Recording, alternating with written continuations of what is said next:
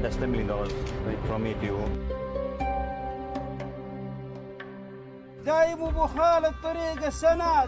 He's the fifth richest man in the world, the biggest foreign investor in America, and a major shareholder in the world's best-known brands.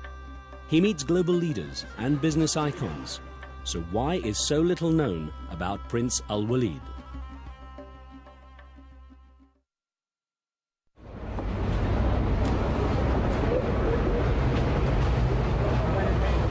The World Trade Center Twin Towers lay smoldering 1 month after being struck down in a terrorist attack involving Arab hijackers, many of them from Saudi Arabia. America was still in shock. Prince Al Walid flew in from his home in the Saudi capital, Riyadh, for just a day to express his sympathy and offer some help. Thank you. I'm here to give my condolences to you and to all the families and to show our alliance with you and sympathy and support. He toured Ground Zero with New York's Mayor Rudolph Giuliani at a time when the city was consumed with anger at the Arab world. That's number one here. Number one, up 104 stories.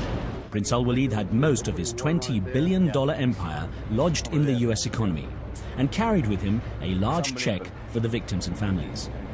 Well, Mr. Mayor, I'm not going to take much of your time. I know you're so busy. I came all the way from Riyadh, Saudi Arabia, just to see you and give my contribution personally to you right now for the people in New York, and hopefully it will help alleviate as much as you can under your leadership. Well, we need your help. And that's $10 million from me to you. And please, we'll be in touch for anything that you may need. And we very much need your help and your support. All was going well until the prince issued a press release that created a controversial media storm.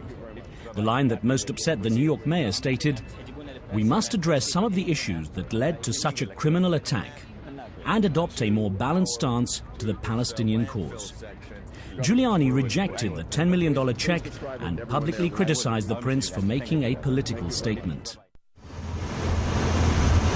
The aftermath of the 9/11 attack was the first time I took notice of the name Al Walid bin Talal, and I wanted to find out more. The prince agreed to give me an exclusive and candid look at his life over 1 year. So I traveled to the south of France, where he was taking his summer vacation. We began with a tour of his huge floating palace with 5 KR. Thanks, guys. Cheers. These are the flags of the companies involved in. Okay. All these. These are the companies we're involved with. All these.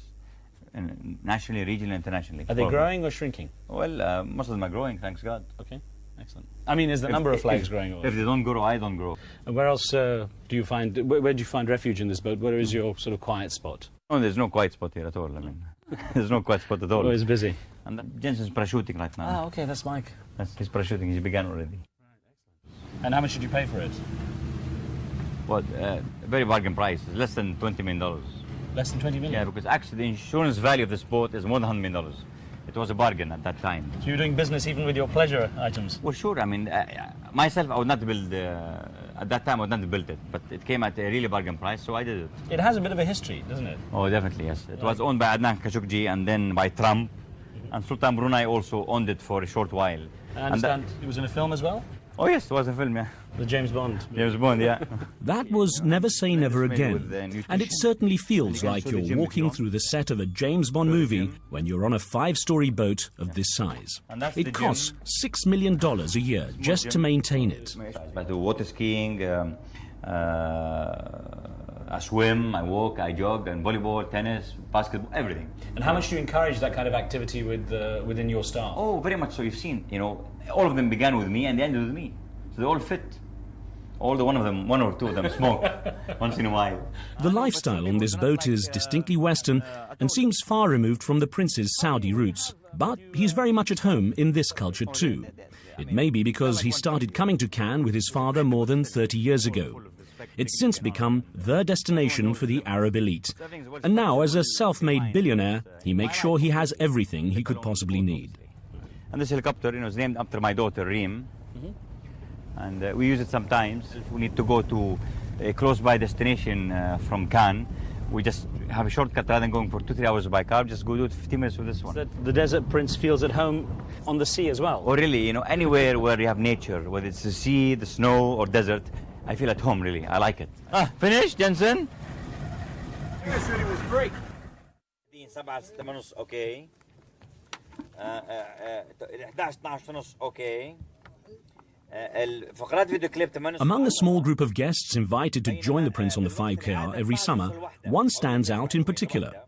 I was curious to know how a Californian by the name of Chuck ended up in the entourage of a Saudi royal. Well, I met the Prince when I was in working in a big department store back in California. And he came in one morning, and he was looking for some merchandise in another area in which I wasn't working, and that's how we became connected. And he called me later on that evening, and I went over to his home in Atherton, California. And I came over with equipment of music, stereo equipment. And we stayed up, His Highness and myself, until 5 a.m., setting up all the merchandise. As I would discover to my cost, the Prince likes to stay up all night, reading extensively and making international business calls, and his entourage is expected to keep up. We set off for the shore in the late evening to have 4 hours of business and social meetings in cafes, but not before Prince Al Walid's regular power walk along the promenade.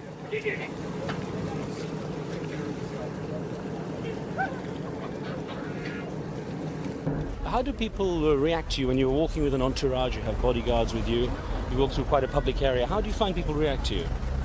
I think they're used to that now. I mean, these are not only bodyguards and entourages. These are friends also. You know, I really like the Mediterranean. Plus, Cannes is centrally located. From here, you can go within 12 hours to Italy. You can go to Spain, Corsica, Sardinia, all within 12 hours on my boat.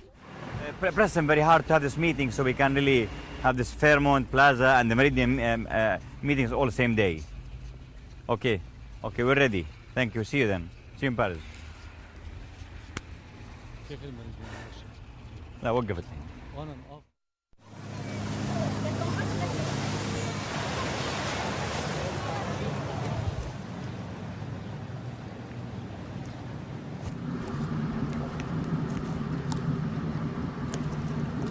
The Prince survives on about 5 hours of sleep daily, getting up at around 11 o'clock in the morning. His long days help him to keep across the world's financial markets and give him time to pack in meetings, exercise, dining, and lots of reading. I cannot switch off at all because we are working on so many fronts and they all need close and continuous attention. And I don't mind it, I like it. And frankly speaking, to me there's no vacation completely. As his doctor, don't you worry about his health? His health is excellent. He is in excellent health. We do checkups every year. Everything is excellent.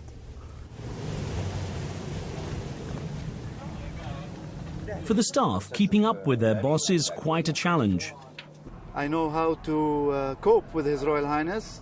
I know when to have 10 minutes sleep when I can have it in order to keep on going. If I have 2 hours of non-stop things to do. The Prince has constant meetings on the yacht. On this occasion, he'd gathered top executives from the Arab music industry.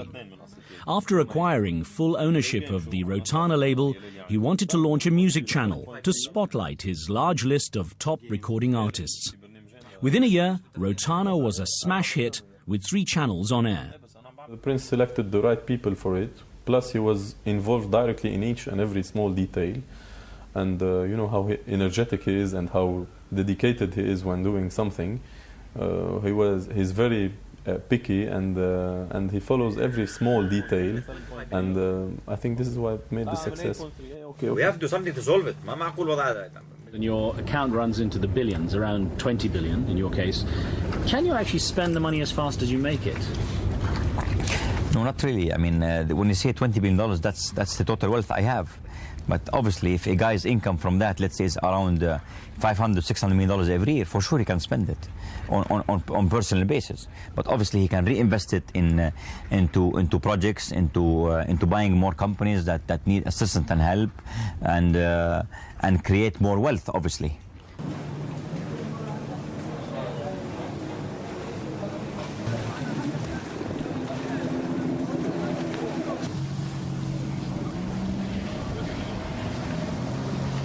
The scale of your vacation as you take it, though, are you able to say what you spend on a vacation like this? I spend quite a bit. No details. No, I spend quite a bit, but you know, the important thing is that I'm happy, my family is happy, and the people around me are happy. It's the end of the visit to Cannes, and Al Walid and his son, Prince Khalid, go through the tradition of saying goodbye to the crew. Over the next 11 months, they'll clean, polish and maintain the yacht to ensure it's ready for the royal arrival next summer. It's hard to imagine, but the prince has now outgrown this vessel, and he already has the next one on the drawing board. More than twice the size of the 5KR, it accommodates at least 2 helicopters, and the prince has planned it to be the biggest and most expensive private yacht in the world. Excuse me, air condition please.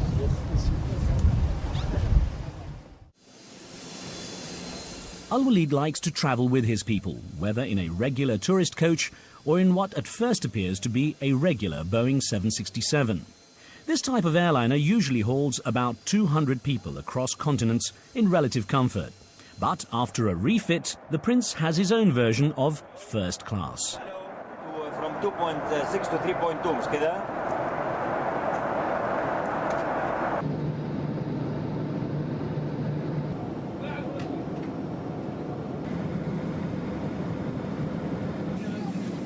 It's a short hop to Paris, but with a crew of 9 and a growing staff, legroom's getting tight. So the prince is refitting a 747, Kingdom style. But even up here, he can still find a corner for his prayers.